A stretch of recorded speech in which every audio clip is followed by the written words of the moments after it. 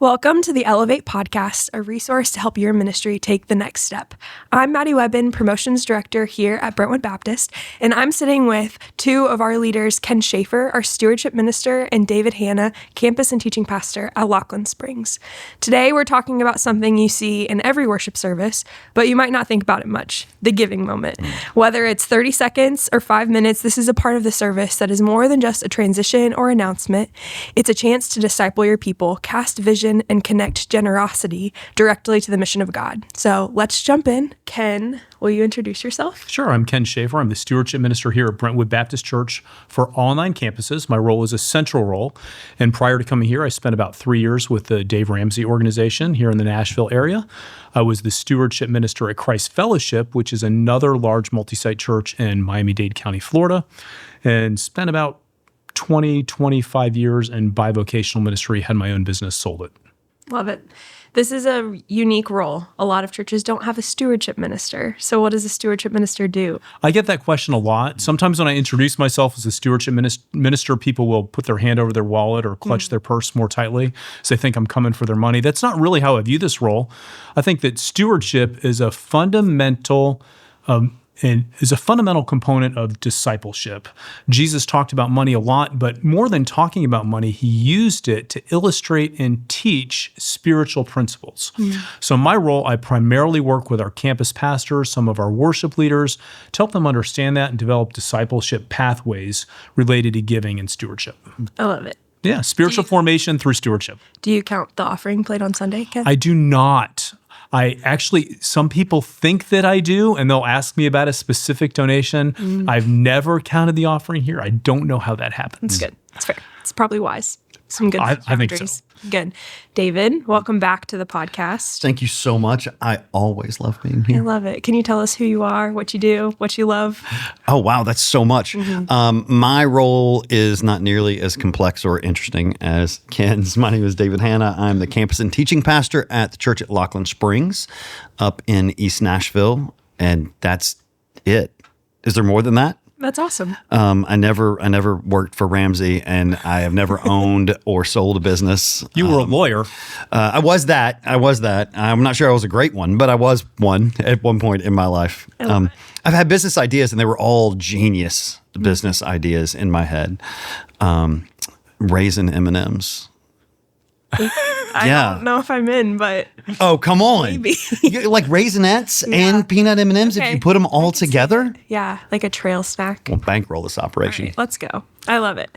Today, we're having this conversation on giving moments, and we're having it for a couple of reasons. One, if people are listening to the Elevate podcast, they're probably a church leader or a staff leader, and they're kind of looking for how are other churches doing this. And so one of the beautiful things about Brentwood is we have 9 campuses, so it's not copy-paste every Sunday at every campus. So there's a lot of different ways we've done it. But first, let's just kind of paint the picture. You're not at necessarily a Brentwood Baptist campus. You could be anywhere, and it is time for maybe them to pass the plates, or they say, hey, scan this QR code for a giving moment. What do giving moments typically look like at churches, or what are like the modern myths of giving moments? Well, I'm actually going to default to Ken because one thing I know, I have the pleasure of getting to meet with Ken pretty regularly, and you often talk about the fact that pretty much every single week you watch every single giving moment, so you see the breadth of what they can look like. I spent a lot of time watching giving moments from Brentwood and from other churches. What's interesting about giving moments is I think historically they've changed. And just before we started to record, we were talking about our relative ages, and David and I are in a different bracket than you are. And so when I think about giving moments in the 1980s, I think about somebody coming up on stage to sing an offertory song. Oh, yeah. Or to play an instrument. And that's kind of what offering moments felt like in the 80s. And if you were the person, you thought that's what the offering moment was to be a soloist.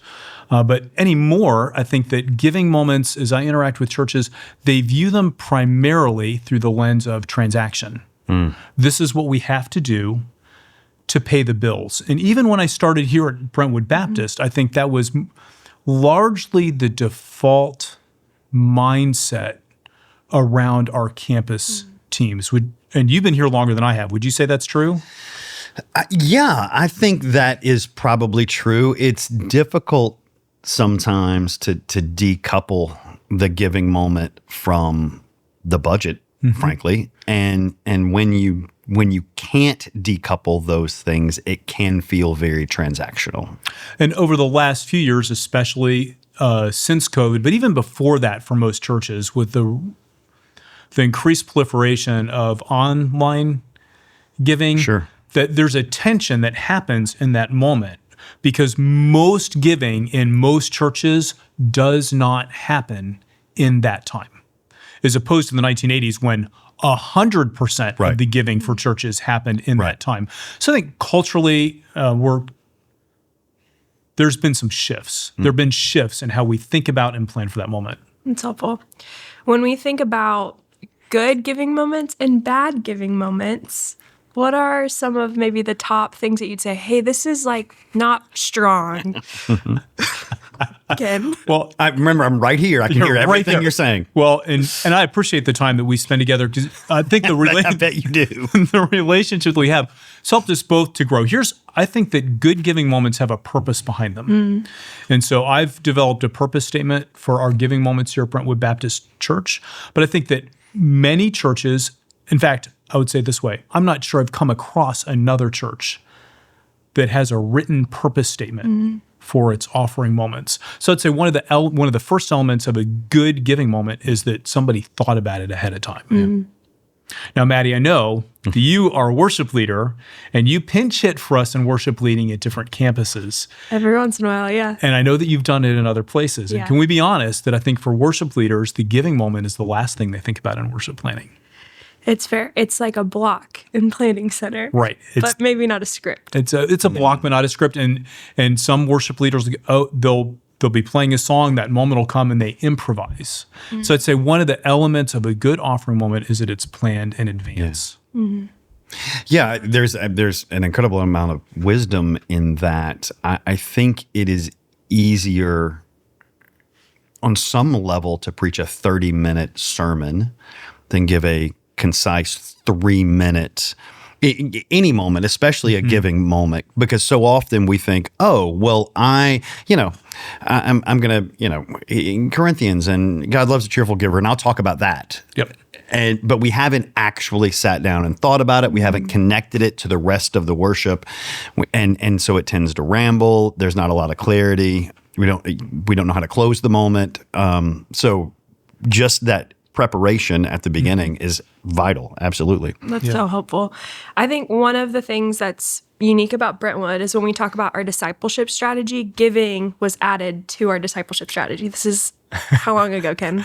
That's within the last 2 years. Okay. And that was my campaign since I got here. Love it. So, there's 4 Gs, but we need 5 Gs. Everybody's going to 5 Gs. So we have 5 Yeah, Gs. 5G. And that, it affects the giving moment in the service because now we've said across the board that a healthy, growing disciple is not just someone who shows up on Sunday or is in a group. And that's often what a lot of churches will say. And maybe if you're a superstar, you'll go on a mission trip maybe once every 5 years. But we say those 3 things. We also say they have to have gospel conversations, which means if it's changed your life, you're going to talk about it. And then 5 is their giving. And so that view of disciples give changes how we talk about giving moments on Sunday. And that's part of that why. Do you have more thoughts on that or how leaders think about it? One that's really relevant, and it's this. Within the last 18 months, I was not part of the team that taught this, but we did a series on what do we do on Sunday mornings? What are the elements of a worship service? And we included giving not only as something that disciples do, but specifically one of the reasons that we gather on Sunday mornings. So not only do we think you should be doing that, whether it's online or whatever, as we do with prayer, as we do with breaking the word, as we do breaking open the word, we want to do this on Sunday. It has an intentional place there. Yeah, and I actually remember that sermon series, and the whole idea was every single element of a Sunday worship gathering, we were tying back to Acts. So it's not this thing of, hey, we just invented singing in the last 50 years. This is just some modern cultural thing. Welcome to Nashville. We do this here. Yeah, exactly. This is what we do. Tying it all back, and that includes the giving. It's not, now that we have bigger buildings and bigger staffs and bigger missions goals, we have bigger budgets, so we have to have a giving moment. Right. No, this has been since the beginning. As disciples gathered to worship together, this was a part of it. Yeah. I think that there is always that sense of, is this transactional? Is the moment transactional or is it transformational? So just to follow through, the purpose statement that I realize I left you hanging. The purpose statement I built for offering moments is this. A well-done offering moment is planned in advance. It's delivered with excellence. And its primary purpose, not its exclusive purpose, but primary purpose is to disciple people in stewardship. Can we dive into those three? Oh, yeah. Okay. The planning part, we've kind of talked a little bit about it, but what should go into the planning process for giving moments? I think different of our campuses approach that different ways. I've pre-written moments that are available at all of our campuses that they can use. Sometimes they use them. Sometimes they don't. We have one campus that in terms of their planning, they said, we're going to pick our 20 favorite verses about giving, and we're going to put them in a loop. All right. And so every week some of their hosts will stand up and say, our giving scripture for this week is. That's a highly intentional and very discipleship. What do you think that does for people in the pews when they hear that? I think it makes it, it does a couple. Some people are going to tune out, right? So if you want to do that really well, you're going to issue that statement, you're going to teach, and then there may be a challenge or a call to action that comes from the back of that. But I think variety, I love it when I see giving moments that are different. Here's something that we've always done, and then we do something just a little bit of a different way, because that tells me that as long as that was planned, that you're thinking about it. That's good. If you were talking with a pastor at a church, not here, like 200, 300 member church, he has a small team, and you're like, okay, you need to make a plan for giving moments. Would you map out a big section or just build like a rhythm or a template? Funnily enough, I had a conversation. Is that a word? Funnily enough, sure. Okay. All right. Interestingly enough, there we go. I had that conversation with a pastor of that church this morning. Okay. And he told me, he said, we've written 25 statements that we think are true about giving, and we're going to use those for our giving moments for the next 25 weeks. It's not something that I coach them to do, but I think that you can work through, I like to think of offering moments as maybe connected week to week, not just thematically within the service. You can have a theme. One month your theme might be onboarding new givers. The next month your theme might be getting people that are only giving occasionally to develop a consistent habit of giving. Yeah, that's awesome. Yeah. That's helpful. Do you have thoughts? How does planning giving moments look like for y'all? Well, my confession, is he looking at me? No. I want you to go on the record. We actually, and Ken has done an incredible job over the last couple of years of helping us be much more intentional about the way we plan those giving moments. It can, as can happen with so many, it can, afterthought isn't the right word. It can be one of the last things we focus on, because it is that block in planning center. It's like, okay, we have 3 minutes. We need to make sure we have someone to do the giving moment. And then sometimes, my confession is, on Sunday morning, it's like, wow, okay, I know I've asked you to do the giving moment. Do we know what we're talking about? Now, Ken, over the last couple of years, has helped us recreate that moment and be much more intentional about it. Charlie, who's my worship minister, she is incredible at the way she coaches people. So often the giving moment will come after a song where we're worshiping and building that bridge between the two.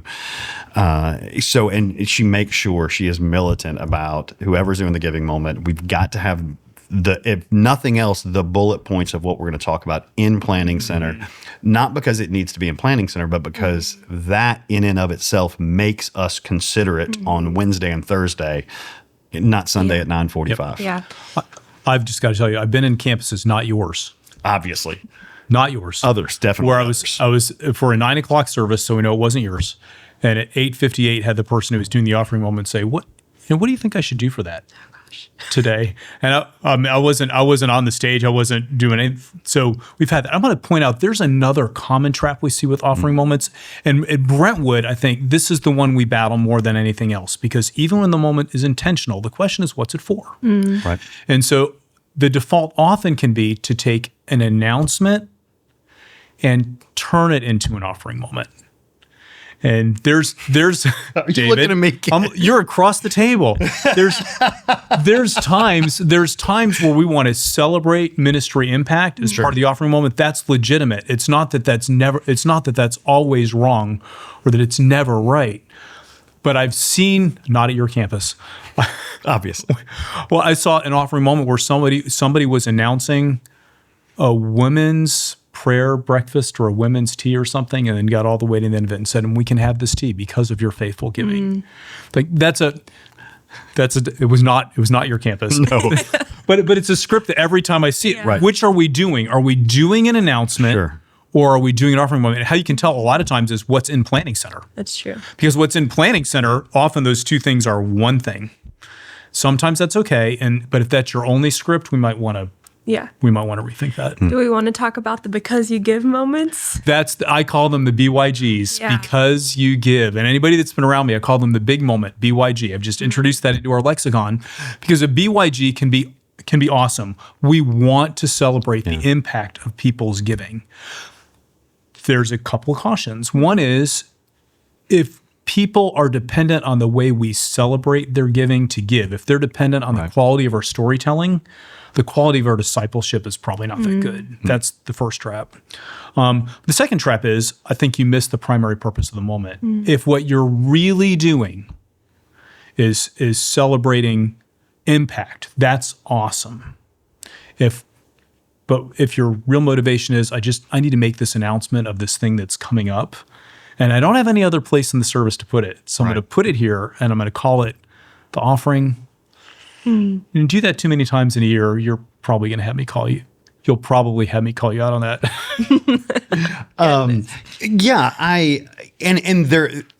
I agree. There are times that we absolutely need to celebrate our giving and what happens when we give. But just like you pointed out, the question is the motivation celebrating what God is doing through our giving? Right. Or this is a great way to talk about an announcement and we're going to tie giving into it that way. Is the lens discipleship? Right. Is really a good gut check question. What are you really trying to accomplish? That's awesome. Okay, so step one is the plan. Step one's a plan. What's part two? Deliver with excellence. Deliver. And you can always, those are related. Yeah. Those are related. But what I want people to understand, this moment is important enough that if I'm going to send somebody on stage to it, if it's a staff member, number one, our expectation level is high. Right. Because we can hold each other to that standard. But if it's a volunteer, I want to make sure that person is coached.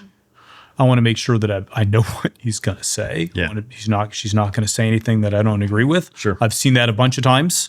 By the way, discipleship opportunity for the volunteer. I don't want a volunteer inviting people to give that doesn't have a giving story. Right? It's important. Sure, absolutely. So there's an element. There's an element there. Plan in advance, deliver with excellence. Deliver with excellence. And then what's next? Primary purpose is to disciple people. It's to disciple. Yeah, not announcements, not transactions. Discipleship, transformation. It's good. We talked a little bit about the BYG moments, but we were joking before we recorded that there's a lot of buckets of what a giving moment could be. Do you want to kind of walk through what some of those would be to help ministers who are now like, oh no, it's only been announcements. What am I supposed to replace it with? Right. Okay, let's just pause. A lot of churches struggle with it. And actually, before we recorded, we were even saying there's a lot of churches that don't do an offering moment. Let's call out the attitude behind that. So what they say is, well, we stopped doing it for a month as a trial, and our giving didn't go down, so we don't need to do this moment. And there's some difficulties with that. Kind of shows you what your mindset is in that moment. Is it transactional or transformational? I like, and I have a list of like 7 of these that we can, but we're not going to do all 7. I'll tell you what we've been working on here at Brentwood Baptist, which is useful because by the time we're with people, We can show you this. We've been working on a theology of stewardship that we've shared with the campus pastors and with the worship leaders. And so what we're doing in our offering moments more and more is working to connect what we're teaching there with our theology of stewardship. And these are basic scriptural truths. Here's the first one. God owns it. We manage it. God is a giver. We should be givers too. And then here's your impact statement. 2 impact statements. God changes us. Giving changes us.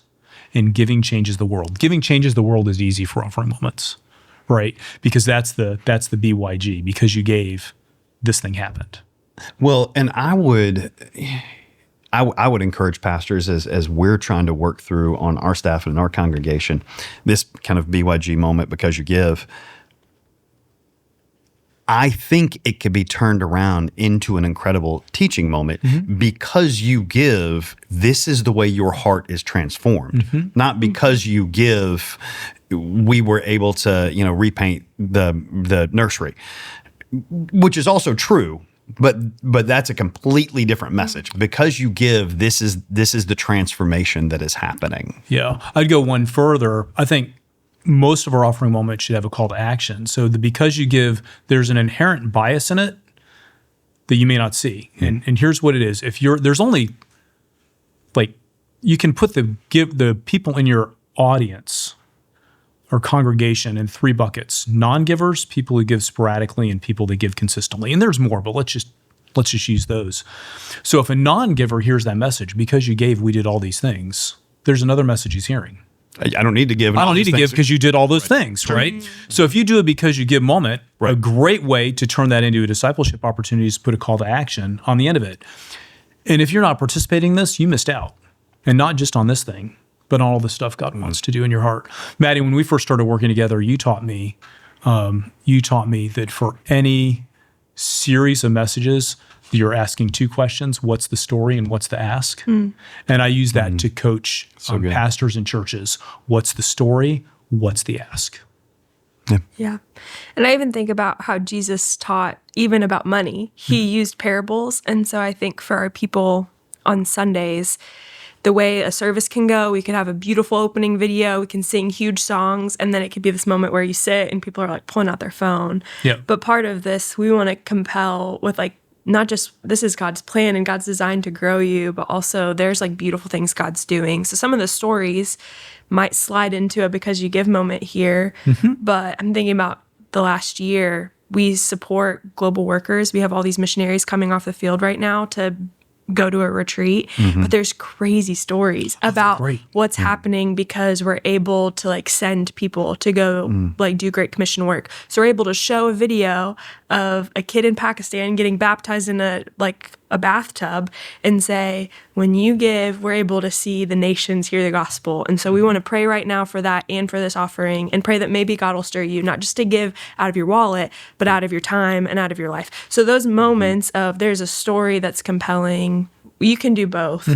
But if we are only saying, let's paint the nursery, or we bought 1,000 eggs for an Easter egg hunt, that's cool, but is that what we're asking? Well, and the key to doing both, and I'm all about getting 2 messages and one. The key to doing both is planning it. That's sure.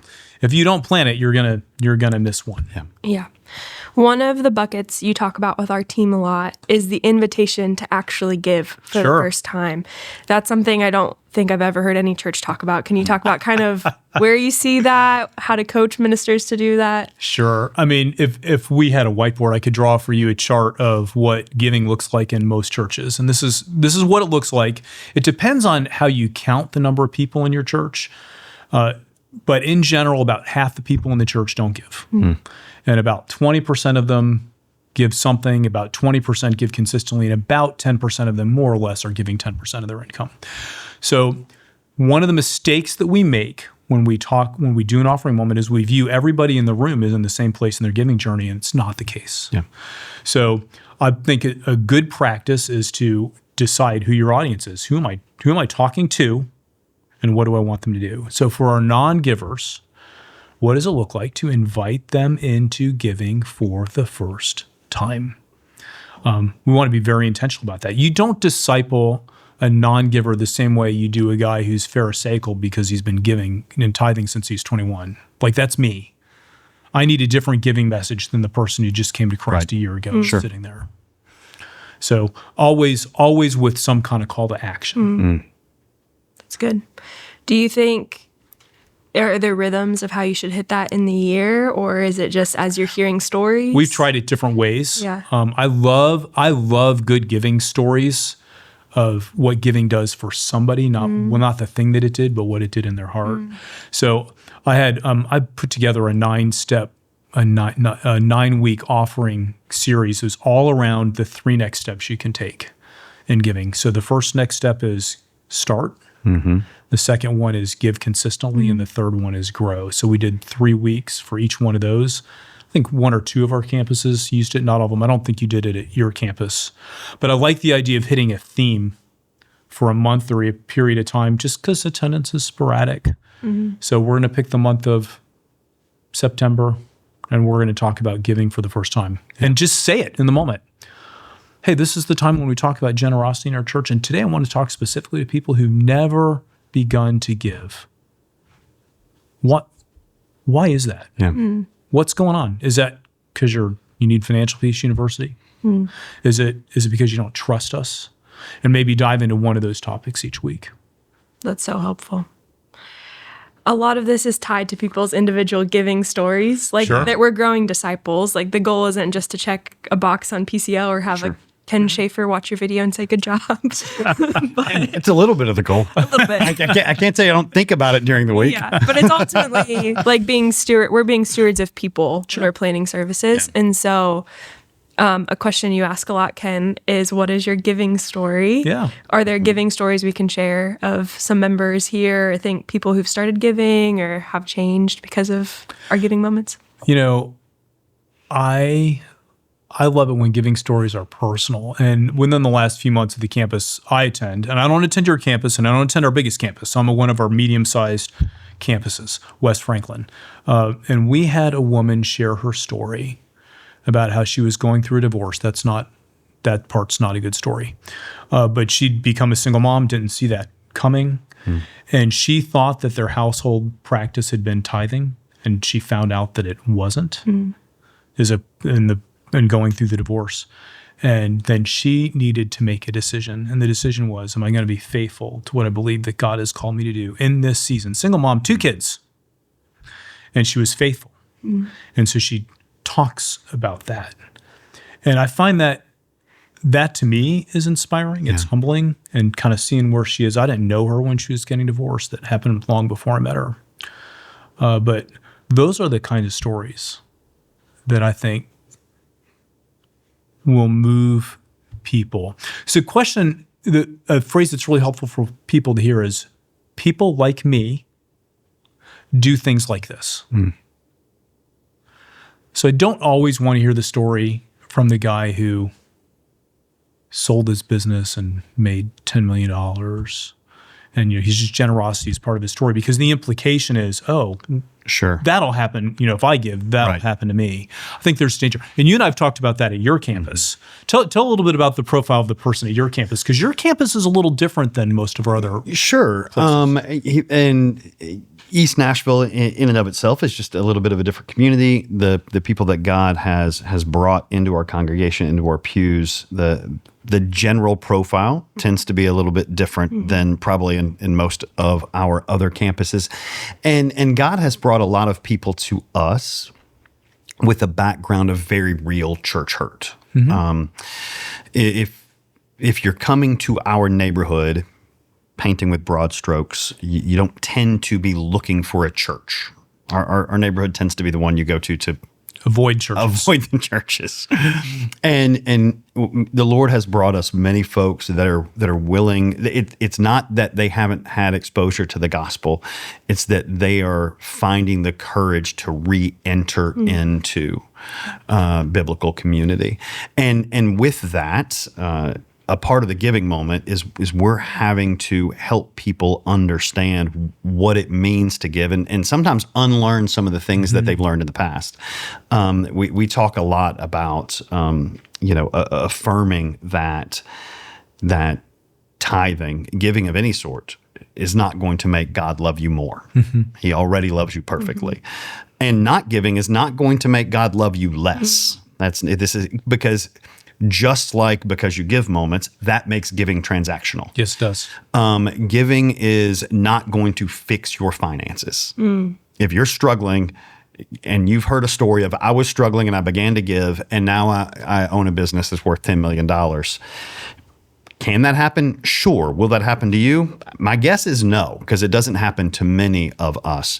So it's reframing for them what it means to give and why we give. It's that transformational aspect. It's leaning into that idolatry of almost asking the question, if you haven't given, why? And for some of our people, the reason why is the messages they've heard in churches they came from, frankly, the things they've seen happen in churches they came from, and it's a lack of trust. And I don't know that I am willing to entrust my money with this organization. So it's rebuilding that credibility, and it starts with the biblical transformation that happens through giving. Yeah, I think the default perception of the person in the pews, even seasoned givers in the pews, is that giving is for the church. Right. But what Scripture teaches us is that giving is actually for you. Giving is for me. Giving changes me. And when we make that moment too transactional, we miss that opportunity. Acts 20:35 says it's more blessed to give than to receive. Why would I want to rob you of the blessing? I mean, if I give you something, you feel blessed. But what I learned from Scripture is that blesses me even more. One of the most impactful giving stories of my life. Nick and I, my wife and I, were missionaries on the field for a long time before we came back to go into vocational ministry, to take the pulpit at the church at Lockland Springs. And we went with an organization where you had to raise all of your own support. And I was terrible at raising support. I was terrible at it. Thankfully, God less so. God was much better at it than I was. So we were able to go. But some of the hardest conversations were with dear friends of mine and family members of mine that I never asked for money. I felt like an Amway salesman. Like that's my confession. Thankfully, this was a long time ago. I didn't quite understand it. His strength is made perfect in our weakness. It's all good. I was so afraid that the giving was going to come between myself and my family member or my dear friend and break relationships. My best friend on the planet came to me. I had never asked. And he came to me and he said, hey, we would love to support you and Nicole. And this is what we would like to do. And I said, I can't let you do that. I was terrified. This had been my best friend since the 4th grade. I wasn't going to lose that. I needed that. I needed that relationship. Of course, what I now know is that that's because I viewed giving as transactional. So even in the receipt of it, it was transactional. And I will never forget him looking at me and saying, don't take this from me. Yeah. My giving is not about you. It's about me. Do not rob me of this. And that moment changed the way I looked at giving, not only in the way I talked about it, but in the way I practice it in my own life. That's awesome. I love that story. That's so great. I'm not sure I've heard that from you before. That's really great. Cool. That man is a part of one of our congregations. I know him. Yes, and that's the thing. I know him. That's awesome. Yeah. That's awesome. I love that.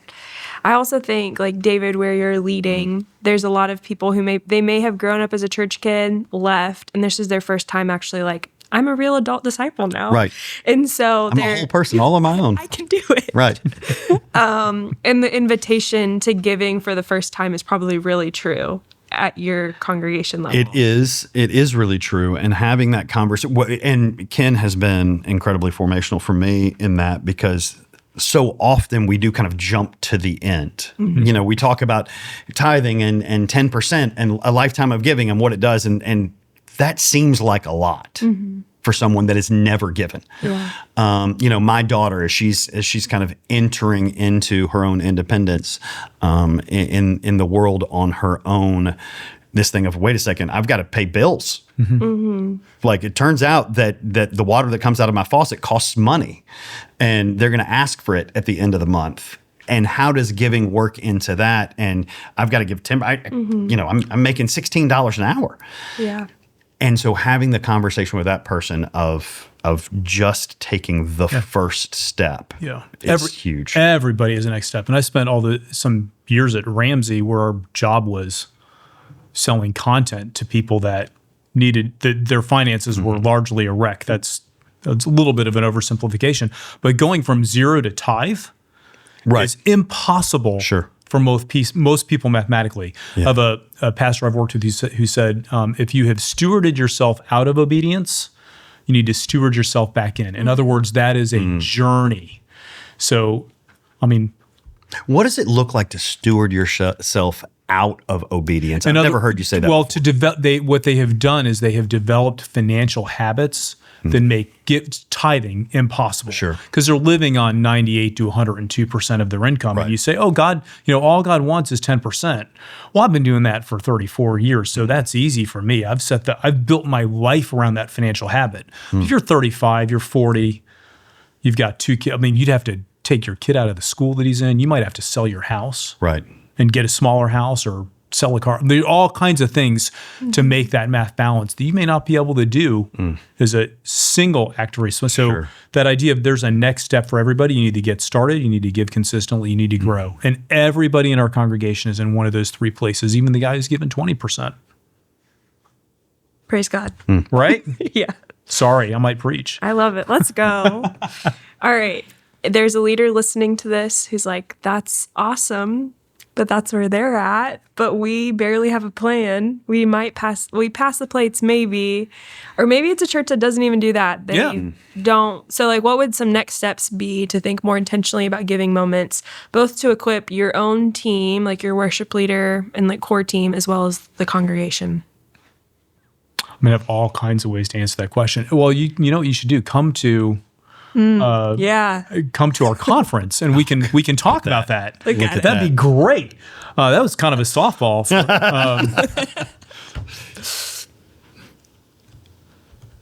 I would suggest that you start by watching some game film with your team. Depending on the size of your church, that might be just you, pastor. It might be a small group person. So anybody else who shares the stage with you, who's involved in spiritual formation along with your worship leader. And actually watch. I know this is going to be painful. We don't like to watch ourselves. No.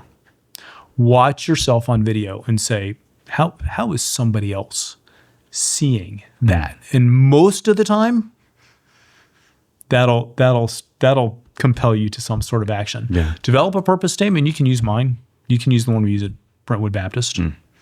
And try writing 4 excellent moments. Try writing 4. Or Google it. There's a ChatGPT writes pretty good offering moments, although I haven't used it for that. But it does do pretty well. Don't get me started. I've tried it. I love it. Any tips, David? Do what Ken says. Perfect. That is the wisest advice I could give you. I love it. I love it. As leaders, we have the responsibility to help our churches understand that giving isn't just a financial decision, it's a spiritual one. So when we approach the giving moment with intentionality and clarity, we create space for people to respond to God's generosity with their own. I hope you can join us for the Elevate Church Conference soon. You can check out elevatechurchconference.com for more details on the conference and upcoming events. We'll see you next time on the Elevate podcast.